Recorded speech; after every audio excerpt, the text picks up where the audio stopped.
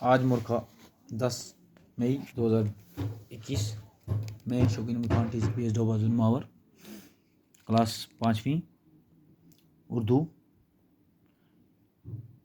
سبق ہمارا ہے گرو نانک دیو جی۔ محتاج، گرہستی، مفلس، فانی، رفتہ رفتہ تو پتر۔ تو آج ہم پڑھیں گے گرو نانک جی کے بارے میں۔ پیارے بچوں، ہر ایک مذہب کا کوئی بانی ہوتا ہے۔ بانی ہوتا ہے جس نے مذہب سٹارٹ کی ہوتی ہے، شروع کرنے والے کو۔ جیسے ہماری مذہب دین اسلام کا حضرت محمد صلی اللہ علیہ وسلم نبی ہے، خدا کا پیغام ہمارے پاس لانے والا۔ تو ایسے ہی سکھ مذہب جو ہے وہ اپنے گرو، سب سے پہلے گرو جنہوں نے سکھ مذہب شروع کی اسے گرو نانک کہتے ہیں۔ تو اسی کے بارے ہم پڑھیں گے آج۔ ہمارے ملک ہندوستان کی کئی خاص باتیں ہیں۔ ایک خاص بات یہ بھی ہے کہ یہاں بہت سے مذہبوں کے ماننے والے آباد ہیں۔ سینکڑوں برس سے وہ سب ساتھ ساتھ رہتے ہیں۔ ہر مذہب کے کچھ بزرگ بہت مشہور ہیں، سبھی ان کا نام عزت سے لیتے ہیں۔ ایسے ہی ایک بزرگ گرو نانک دیو جی ہیں۔ تو ہمارے ملک ہندوستان میں بہت ساری مذہب ہیں، ماننے والے آباد ہیں، جیسے ہندو، مسلم، سکھ، عیسائی، بودھ ہیں، جین ہیں اور پارسی ہیں، پھر عیسائی ہیں۔ تو سینکڑوں برس سے وہ سب ایک ساتھ ایک دوسرے کے ساتھ رہتے ہیں۔ ہر مذہب کے کچھ بزرگ بہت مشہور ہیں، تو اسی لیے ہر مذہب کے کوئی بزرگ بہت مشہور ہیں، سبھی ان کا نام عزت سے لیتے ہیں۔ ایسے ہی ایک بزرگ گرو نانک دیو جی ہیں۔ گرو نانک کی پیدائش آج سے لگ بھگ 600 سال پہلے تلونڈی گاؤں میں ہوئی تھی۔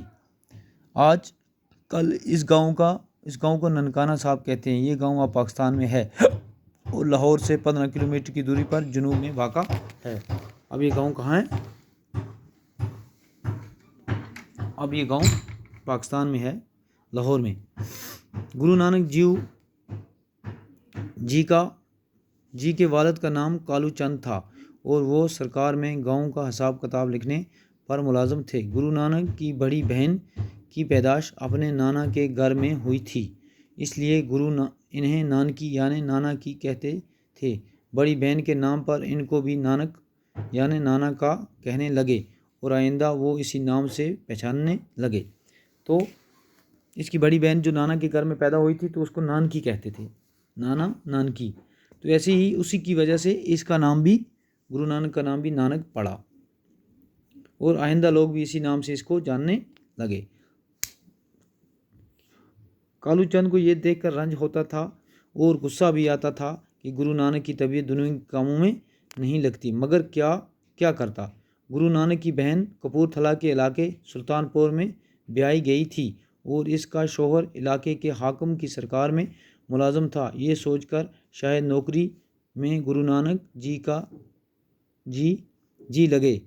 گرو نانک کو بھی سرکار میں نوکر رکھوایا گیا، تو انہیں وہاں سے بھیج کر اپنی بہن کے گھر میں اپنے بہنوئی نے انہیں سرکار میں نوکر رکھوا دیا، یعنی ملازم۔ وہاں بھی گرو نانک نے محتاجوں اور ضرورت مندوں کے لیے دان پن کا دروازہ کھول دیا اور سرکاری خزانے کا روپیہ غریبوں اور مفلسوں میں تقسیم کرنے لگے۔ چنانچہ اس ملازم سے بھی الگ ہونا پڑا۔ یہاں بھی یہ غریبوں محتاجوں کی مدد کرنا شروع کر دیا، تو اسے ملازم سے نکال دیا گیا۔ تو آئندہ انشاءاللہ کل پڑھیں گے۔